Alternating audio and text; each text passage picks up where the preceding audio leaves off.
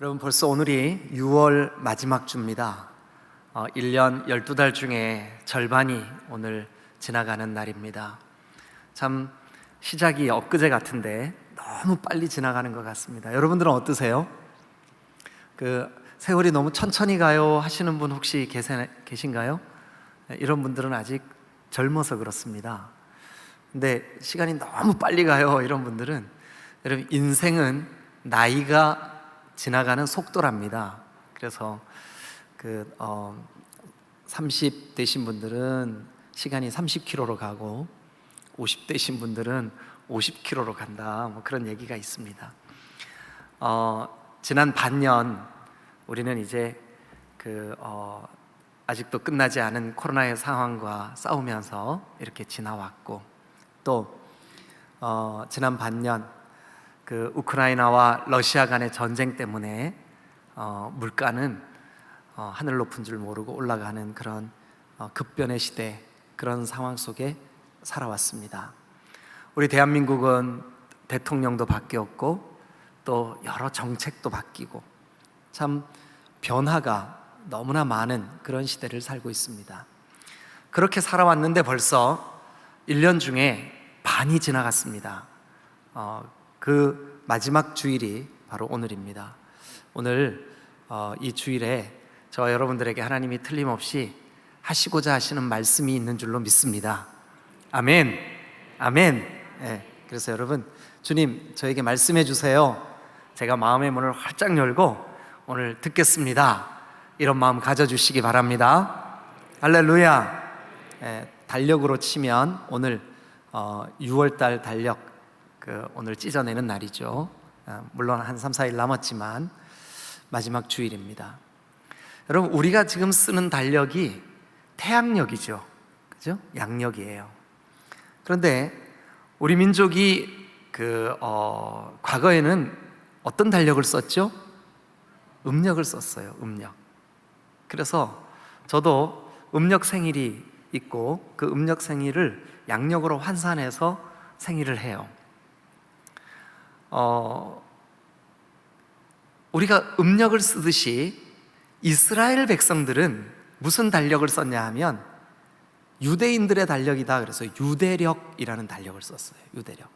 오늘 제가 여러분들하고 유대력 이야기 조금만 하고 오늘 말씀 좀 나누면 좋겠습니다. 여러분, 조금 번거로우시더라도 출애굽기 12장을 한번 열어보세요. 다 같이 찾아주시면 좋겠네요. 출애굽기 12장.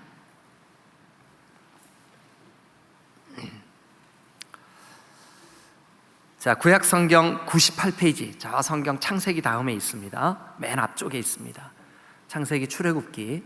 여러분, 볼펜을 들고 저랑 같이 오늘 재밌는 거 한번 해보고 같이 말씀을 생각해 보시자고요. 볼펜으로 성경에다가 표시하시면서 한번 따라와 보세요. 자, 1절. 여호와께서 애굽 땅에서 모세와 아론에게 일러 말씀하셨어요. 자, 2절은 우리 성동인 전사님이 읽으실 텐데 여러분들도 좀 같이 읽어주세요. 시작. 이 달을 너희에게 달의 시작 곧 해의 첫 달이 되게 하고. 그러니까 이 달, 모세와 아론에게 하나님이 말씀해 주신 그 달을 첫 해의 첫 달이 되게 해라. 그러니까 설날이 되게 해라. 이게 이제 유대력이 시작되는 첫 번 기사예요. 자, 그런데 그 다음도 한번 볼까요? 이제 12장, 출애굽기 12장 6절을 한번 보실까요? 6절 다 같이 한번 읽죠. 시작. 이달 열 나흘날까지 간직하였다가 해질 때에 이스라엘 회중이 그 양을 잡고. 이제 이게 출애굽 사건과 연관된 스토리거든요. 하나님이 애굽에 종살이 하던, 이집트에 종살이 하던 이스라엘 백성들을 그 종살이 하던 가운데서 구해내시려고 달력 새로 쓰자. 이 달력으로 새해 첫날이 되게 해라. 그리고 오늘부터 시작이다. 그리고 이 달 열 나흔 날까지 양을 한 마리 취해서 양을 데려다가 준비를 해라. 그리고 14일 날 그러니까 6절에 아까 이달 열 나흘날까지 간직하였다가 해질 때, 그러니까 1월 14일 해질 때 그 양을 잡아라. 그리고 이제 7절에 보니까 그 피를 양고기를 먹을 집에 저 들어오는 문 입구에 문설주 그리고 임방 거기에다가 그 양의 피를 발라라. 그 밤에 8절 보니까 그 고기를 불에 구워 누룩이 들지 않은 무교병과 함께 또 쓴나물과 아울러 먹어라. 그리고 애굽을 탈출하는 거다. 그래서 이 탈출한 날이 1월 15일이에요. 그러면 이제 이 1월 시작하는 그 첫 달력의 1월 1일이 오늘날 양력으로 환산하면 보통 한 3월이나 4월에 이게 걸려요. 그런데 유대인들의 달력인 1월 1일부터 1월 14일까지 준비를 하는 거예요. 출애굽할 준비, 양을 잡을 준비. 그리고 14일 날 해질녘에 오후에 저녁 때 양을 잡는 거예요. 그리고 그 피를 그릇에 받는 거예요. 그래 그 피를 저 문 들어오는 입구에다가 기둥에다 막 발라 놓는 거예요. 하나님께서 애굽을 치실 때, 애굽에 재앙을 내리실 때 그 피가 묻어 있는 집은 건너뛰셨어요. 6월 되게 하셨어요. 그래서 6월절이에요. 6월은 Passover, 뛰어넘었다 이런 뜻이에요. 그래서 6월절이에요. 자, 그게 거기 나오는가 한번 볼까요? 어디를 보시냐 하면 자, 11절 한번 보겠습니다. 출애굽기 12장 11절 읽어주세요. 시작. 너희는 그것을 이렇게 먹을지니 허리에 띠를 띠고 발에 신을 신고 손에 지팡이를 잡고 급히 먹으라. 이것이 여호와의 유월절이니라. 자, 그러면 6월절 준비 기간 그리고 6월절 그게 유대력으로 하면 1월 14일과 15일, 그렇죠? 예. 그러면 이제 그때 15일 날 애굽을 탈출해서 이제 그 출애굽했으니까 1월 15일 날 우리가 조금 뒤로 성경을 한번 넘겨보시죠. 출애굽기 19장을 한번 가보세요. 출애굽기 19장.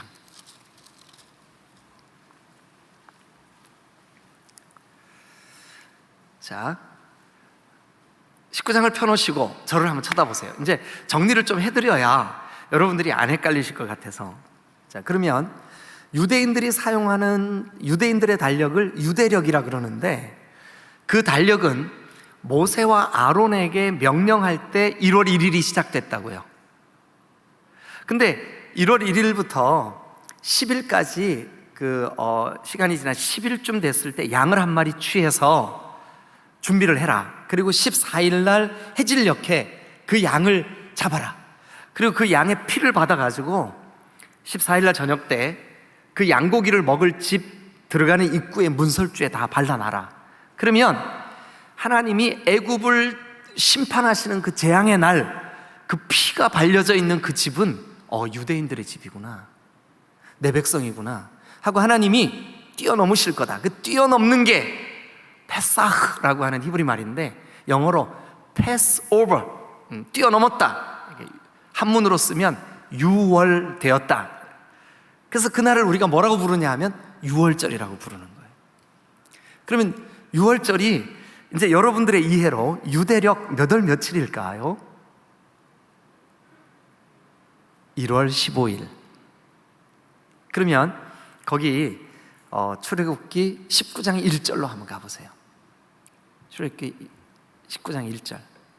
자, 한번 같이 읽어볼까요? 시작.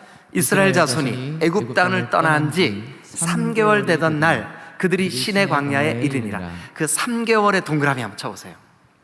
이게 개역 개정 성경의 번역의 오류예요. 번역에 문제가 있어요.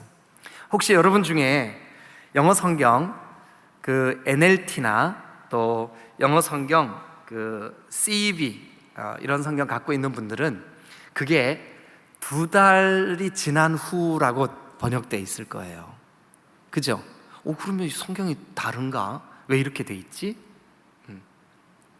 그래서 여러분 이 개역개정 성경이 좀 고어체, 옛날 말로 돼 있고 조금 우리에게 어렵다. 그래서 현대인들이 이해하기 쉽고 알아들을 수 있는 말로 번역한 대한성서공회에서 새로 번역한 성경이 있어요. 그 성경 이름이 뭐냐 하면 표준세번역이에요. 그러니까 대한성서공회는 우리 한국에 있는 교회들이 인정하는 성경 번역 단체예요. 근데 그 성서공회가 번역을 했는데 이 19장 1절을 어떻게 번역했는지 한번 화면에 보여드릴게요. 여러분들이 같이 한번 읽어보세요. 자, 시작. 이스라엘 자손이 이집트 땅에서 나온 뒤 셋째 달 초하루. 그러니까 여기 지금 새로운 번역, 현대인들이 읽을 수 있는 새 번역에는 뭐라고 돼 있어요? 3월 1일. 그럼 한번 계산해 보시자고요. 출애굽한 날이 달력으로 몇 월 며칠이라고요? 1월 15일. 그러면 30일이 지나면 2월 15일. 그리고 3월 1일이 되면 며칠이 지난 거예요? 산수가 좀 어려우신 분들이 있죠. 저도 수학이 되게 어려워요. 근데 한번 해보시자고요. 그래도 자, 아까 유대인의 달력 1월 1일. 그런데 1월 15일 날 출애굽이 이루어졌어요.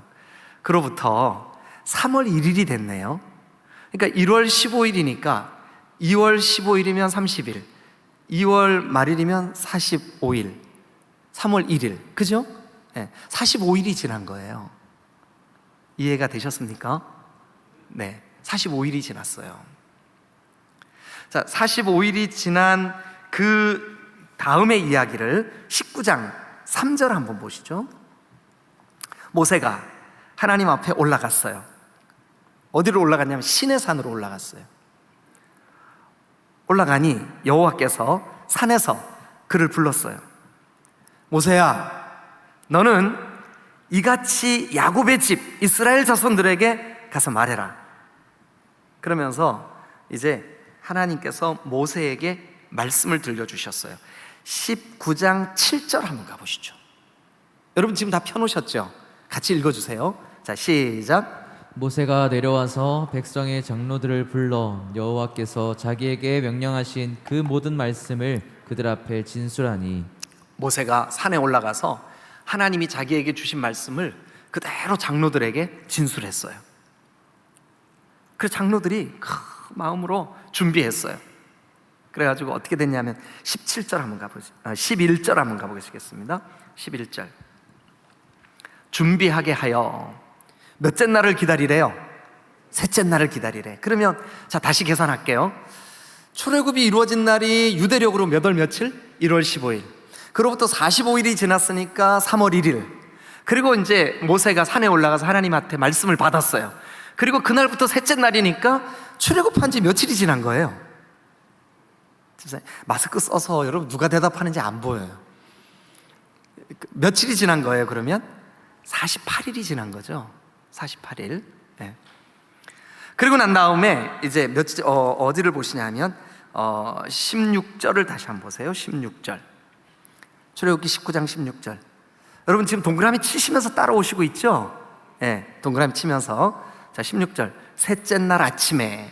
그럼 이 셋째 날에다가 동그라미 치고 옆에다가 출애굽한 지 48일째 이렇게 쓰시면 계산상 맞겠죠, 그죠?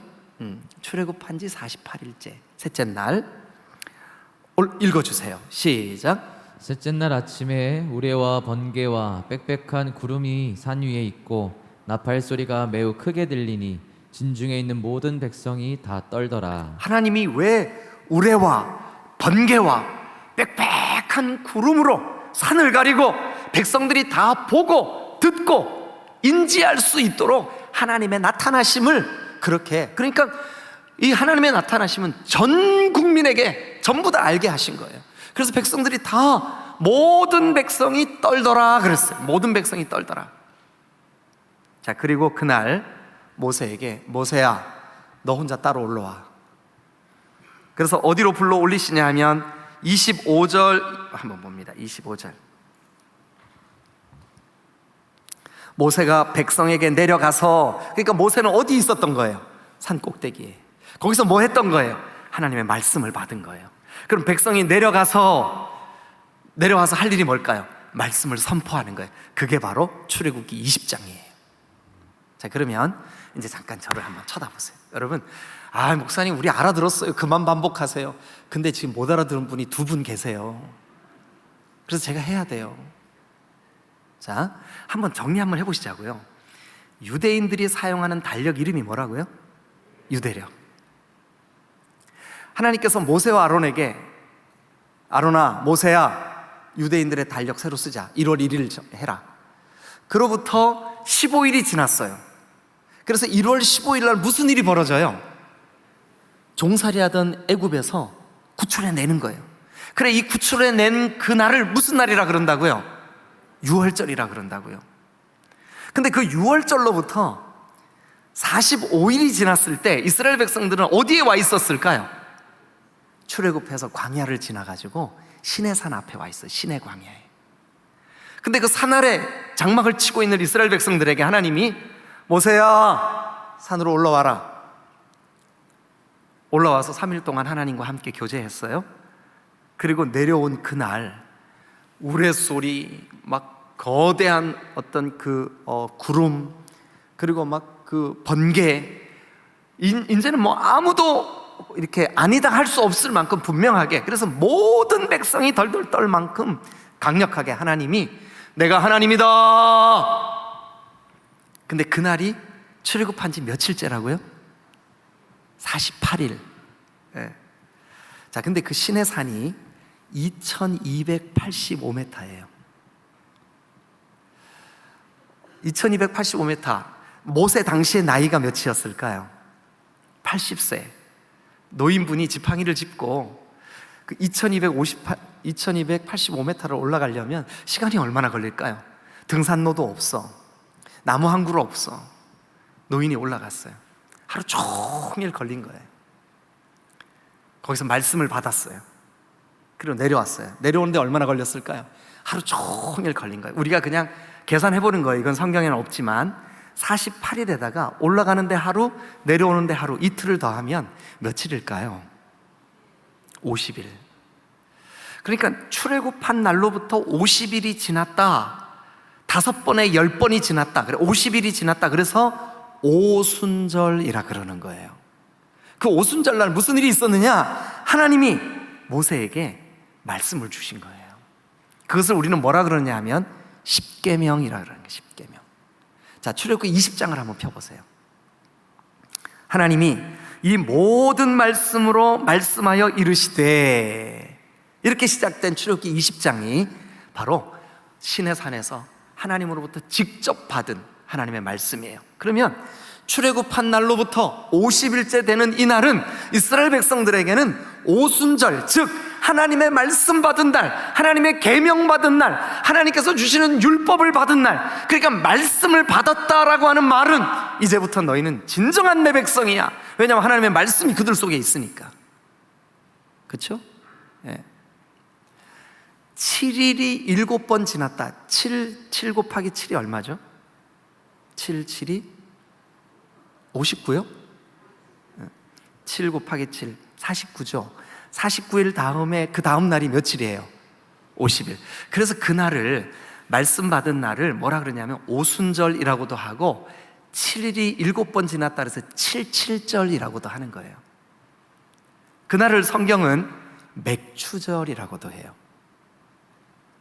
신기하게도 이스라엘 백성들이 광야 40년을 다 끝내고 가나안을 정복해 들어갔어요. 정복해 들어가서 보리를 추수한 그 첫 열매로 하나님께 감사의 예배를 드린 그날이 놀랍게도 40년 전에 하나님으로부터 말씀 받은 날이에요. 그날이 무슨 날? 오순절. 다른 말로 무슨 날? 77절. 또 다른 말로 무슨 날? 맥추절이라고 하는 거예요. 그러니까 맥추절은 단순히 보리농사, 상반기 보리농사 끝낸 날, 그런 날일까요? 아니에요. 영적으로는 하나님으로부터 말씀을 받은 날. 이스라엘 백성들의 입장에서 볼 때는 내 백성들에게 하나님이 친히 말씀해 주신 날. 자, 이제 이 오순절, 맥추절, 77절 조금 여러분들이 이해가 생기셨죠? 그러면 이제 성경 한 곳을 더 보겠습니다. 어디를 보시냐 하면 사도행전 2장 1절과 2절을 한번 펴보세요. 1절 2절을 같이 한번 읽겠습니다. 사도행전 2장 1절 2절 다 같이 읽어주세요. 시작. 오순절 날이 이미 이름에 그들이 다 같이 한 곳에 모였더니. 그럼 여러분 성경에 오순절 동그라미 한번 쳐보세요. 자, 제가 질문합니다. 아니, 성경에 틀림없이 이스라엘 백성들에게 3대 절기, 유월절, 맥추절, 초장절,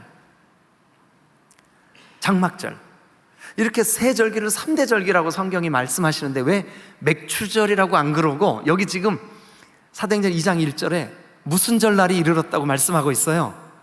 오순절 날이 이르렀다. 제가 여러분들에게 장황하게 구약에 있는 그 출애굽기 이야기를 들려드린 이유가 뭐냐 하면 오순절이라고 하는 명칭은 하나님의 말씀과 연관성이 있다는 것을 여러분들에게 일깨워 드리기 위해서. 그러면 자, 이날 오순절 날이 이미 이름에 그들이 다 같이 120명이에요 예수님의 부활을 목격했던 사람들이에요. 예수 그리스도가 우리의 주되심을 확증하는 사람들이에요. 예수님의 12제자를 포함한 그의 가족들과 그리고 예수님께 큰 은혜를 받았던 그런 사람들이에요. 귀신이 쫓아내주셨던 막달라 마리아를 비롯한 은혜 입은 자들이에요. 120명이 다 같이 모여 있었어요. 왜 모여 있었냐 하면 부활하신 예수님이 요한은 물로 침례를 베풀었지만 너희는 몇 날이 못 되어 성령으로 침례를 받을 거야. 성령 보내주실 거니까 예루살렘 떠나지 말고 기다려 했는데 그 기다림의 끝이 언제냐 하면 오순절 날이었었어요. 왜 그랬을까요? 구약에 말씀 주신 날이야. 근데 그 오순절 날 2절 한번 보세요. 2절 오순절이 이미 이르렀어요. 자, 시작. 호련히 하늘에서부터 급하고 강한 바람 같은 소리가 있어 그들이 앉은 온 집에 가득했어요. 이걸 뭐라 그러느냐? 성령 강림. 성령이 그들 가운데 와주셨어요. 성령이 충만하게 각 사람 위에 임하였어요. 그런데 여러분, 이 날이 무슨 날인 줄 아세요? 오늘 여러분들이 앉아있는 이 교회, 물론 교회는 건물을 의미하는 것이 아니라 한 사람 한 사람 주님이 불러낸 사람들을 다 교회라 그래요. 그런데 인류 역사 속에 최초의 교회가 어디냐 하면 오순절 마가다락방이에요. 그러니까 이 오순절 날은 무슨 날이냐 하면 교회가 탄생한 날이에요. 교회가 탄생한 날, 어떤 일로? 성령의 부어주심으로. 왜 부어주셨는데요? 그들이 증거하는 예수의 부활, 그들이 증거하는 예수의 대속, 그들이 증거하는 예수 그리스도의 주되심이 참이다 라고 하는 증거를 우리에게 보여주시려고 그날 성령이 그들 가운데 임하셨고 그날부터 교회가 시작되었고, 그러니까 이 오순절 날은 교회의 시작이에요. 보리를 추수한 단순한 그 개념이 아니라 이스라엘 백성들로부터 하나님께서 백성들에게 말씀 주신 날, 그리고 온 인류에게 교회를 시작하게 하신 날, 그날의 절기 이름이 뭐라고요? 오순절. 다른 이름으로는요 77절, 또 다른 이름으로는요 맥추절. 여러분, 그러니까 이 날은 말씀 받은 날이요, 교회가 시작된 날이요, 성령을 체험한, 성령의 강림이 있는 날이요, 그날 우리로 말하면 교회의 생일날인 거죠. 자, 이제 여러분, 제가 여러분들하고 같이 읽었던 히브리서 13장으로 한번 가보겠습니다. 여러분들도 다 같이 한번 펴보세요. 히브리서 13장. 이제 여러분, 제가 지금 들려드렸던 그 오순절, 맥추절이라는 개념이 그런 거구나 하는 걸 기억해 놓으시고 히브리서를 한번 가보시자고요.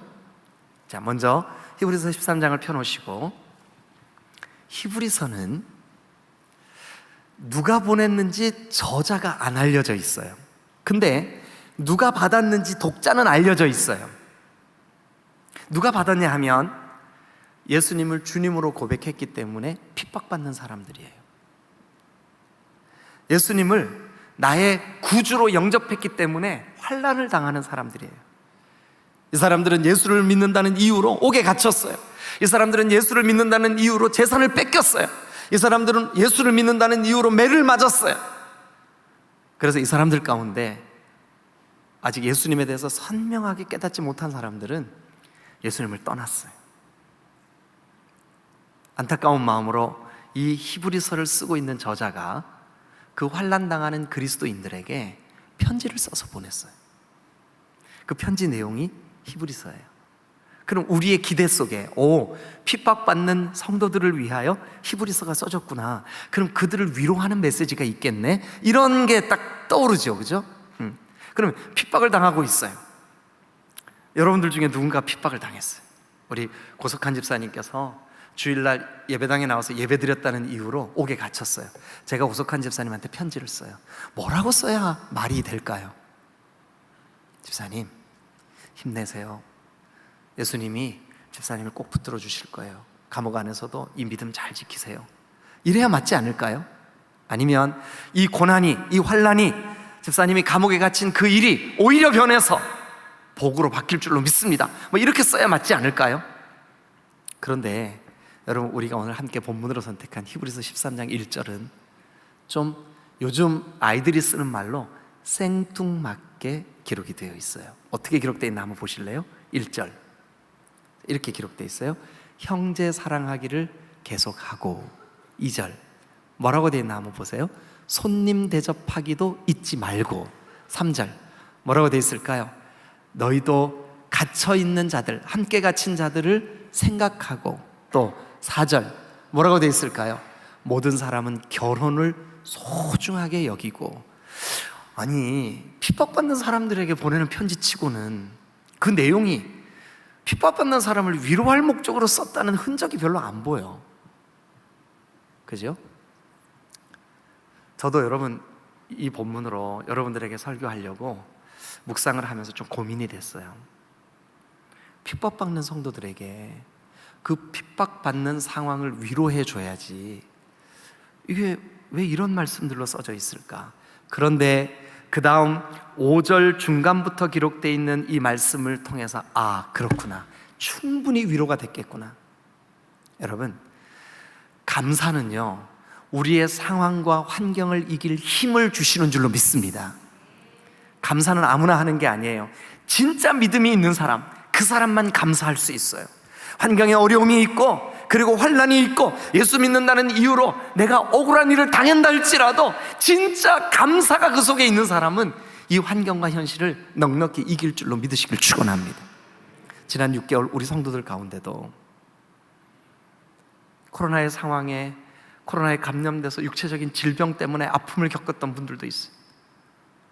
세계 경기가 막 요동칠 때 경제적인 어려움으로 지금도 고통을 당하는 분들도 있어요. 오늘도 우리 지체 가운데는 아픔과 싸우며 병원에 입원해 있는 분들도 있어요. 여러분, 이 모든 사람들에게, 마치 이스라엘 백성들에게, 그리고 새롭게 탄생하는 교회에게, 그리고 오늘 우리에게 이 말씀이 크게 위로가 될 줄로 믿으시길 축원합니다. 그런데 그 위로가 되는 그 메시지의 방향이 뭐냐 하면 감사예요. 감사.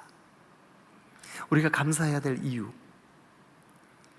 오늘 저는 3가지로 이 본문 안에서 감사해야 될 이유를 여러분들과 함께 나누려고 합니다. 5절 한번 보세요. 자, 중간에 이렇게 되어 있습니다. 그가 친히 말씀하시기를 찾으셨나요? 네. 자, 그 다음서부터는 밑줄 그어 보세요. 자, 같이 읽겠습니다. 우리 성전사님이 계속 읽습니다. 시작. 내가 결코 너희를 버리지 아니하고 너희를 떠나지 아니하리라 하셨느니라. 네. 자, 한번 따라 하시죠. 내가 결코, 절대 너희를 버리지 아니하고 너희를 떠나지 아니하리라. 자, 여러분, 아까 제가 오순절을 설명드리려고 출애굽기 얘기했잖아요. 출애굽한 날이 1월 15일인데 그 출애굽하자마자 그때부터 45일 후인 시내산의 광야에 도착할 때까지 이스라엘 백성들은 어려움의 연속이었어요. 여러분 기억하시는 것만 제가 한번 불러드려 볼게요. 아니, 앞에 홍해바다가 딱 놓인 거예요. 뒤에 애굽의 군인들이 막 쫓아와. 하나님이 구출해냈으면 하나님이 좀 평탄한 길을 주셔야 맞는데 왜 홍해바다를 가로막고 있을까요? 어떻게 홍해바다를 건넜어요. 3일 길을 갔는데도 먹을 물이 없어. 목말라 죽겠어요.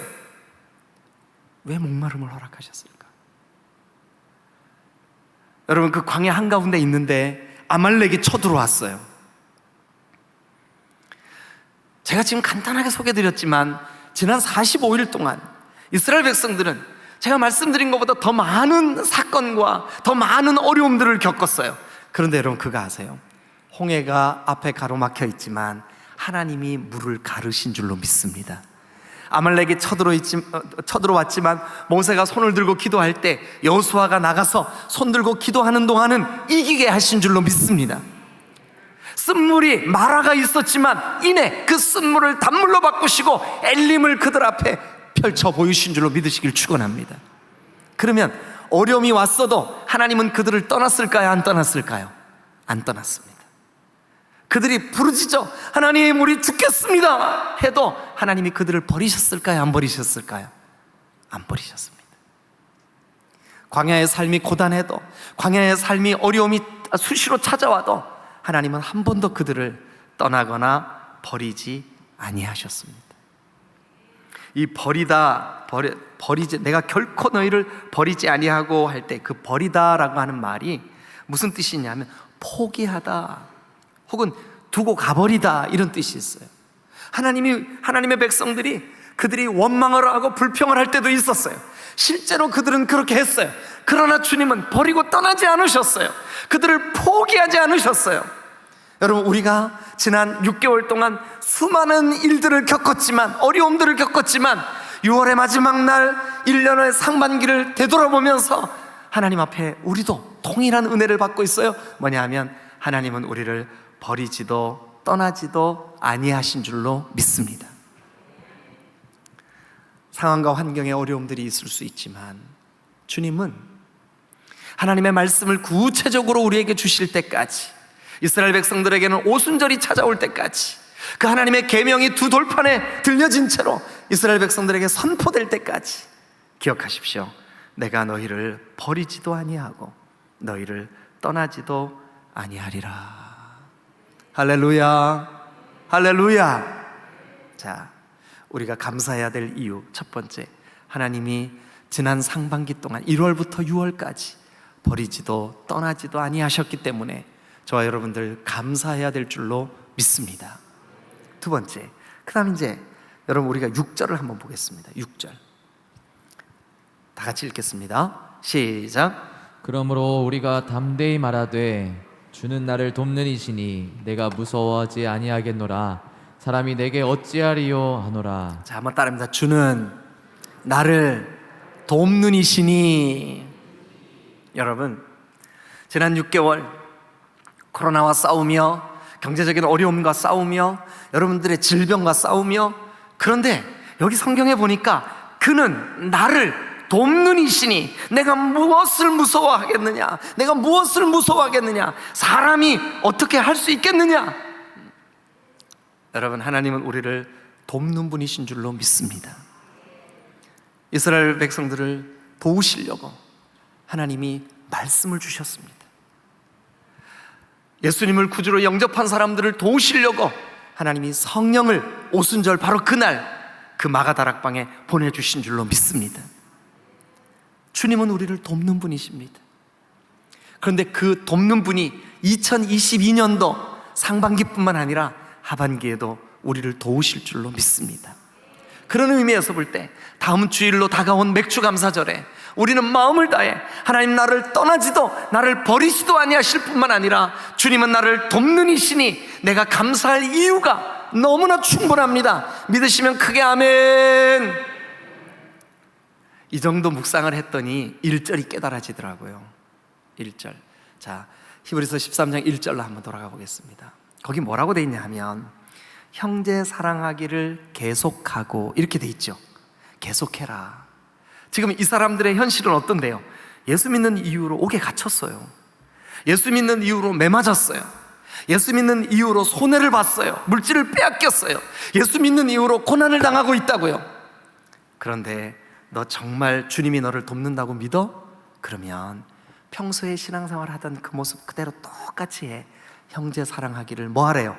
계속해. 그러니까 이 13장이 깨달아지는 거예요. 13장이 열려지는 거예요. 풀리는 거예요. 어떻게 해요? 그렇구나. 감사할 이유가, 하나님 나를 버리지도 떠나지도 아니하신다, 주님은 나를 돕는 분이시다, 그 감사한 믿음이 분명하게 우리 가운데 새겨질 때 우리는 평소와 똑같이, 환난이 오기 전과 똑같이, 환난의 때에도, 어려움이 오기 전과 똑같이, 어려움의 때에도 똑같이 형제 사랑하기를 계속할 수 있을 줄로 믿습니다. 이게 그렇게 돼 있는 거예요. 여러분, 세 번째, 우리가 감사해야 될 이유가 또 있습니다. 세 번째 이유는 우리가 8절에서 한번 찾겠습니다. 8절. 첫 번째 이유는 하나님께서 우리를 결코 버리지도 아니하시고 떠나지도 아니하시고, 두 번째 이유는 주님이 우리를 돕는 이시기 때문에, 세 번째 이유는 8절. 다 같이 읽겠습니다. 시작. 예수 그리스도는 어제나 오늘이나 영원토록 동일하시니라. 여기 동일하시다라고 하는 말의 뜻이 뭐냐 하면 변함이 없으시다. 여러분, 예수님이 우리의 죄를 대신하시려고, 아니 우리를 너무나 사랑하셔서 자기의 몸을 다 찢으시고 자기의 피를 다 쏟으실 만큼 우리를 사랑하셨다면, 그때 십자가의 사랑이 오늘도 변함없이 동일한 우리를 향하신 사랑인 줄로 믿습니다. 그렇잖아요. 오순절날 성령을 보내셔서 그 마가다락방에 교회를 시작하신 성령께서 오늘 동일하게 2022년 우리 디딤돌 교회에도 성령을 동일하게 부어주시며 변함없이 우리를 사랑하시는 줄로 믿습니다. 예수 그리스도의 동일하심, 예수 그리스도의 변함없으심, 이것이야말로 우리가 지금 상반기에 어려움을 겪었던, 평안했던, 질병에 시달렸던, 우리가 강건했던, 상관없이 우리가 감사해야 될 이유가 되는 줄로 믿으시길 축원합니다. 말씀을 정리하겠습니다. 여러분, 이스라엘 백성들이 출애굽을 하고 오순절이 이르기까지 숱한 이들을 겪으면서도 하나님이 우리를 버리지도 우리를 떠나지도 아니하셨고, 그런 인생의 위기가 찾아올 때마다 민족적으로 하나님이 친히 그들을 돕는 자가 되셨고, 그들을 사랑하기로 결정하신 그날부터 지금까지 한 번도 변함없이 동일하신 주님이신 줄로 믿으시길 축원합니다. 그래서 우리는 다음 주 주일을 맥주 감사 주일로 지키며 상반기를 함께 하신 하나님 앞에 마치 이스라엘 백성들에게 말씀을 주시며, 내가 너를 떠나지도 버리지도 않을 거야. 그리고 여러분, 오순절 마가다락방에 성령을 강림하게 하시며 성령을 보내주시며 교회를 시작하게 하신 하나님, 그 주님이 동일하게 오늘도 저와 여러분들의 구주이신 줄로 믿으시기를 축원합니다. 우리 시간 잠시 한번 기도하겠습니다.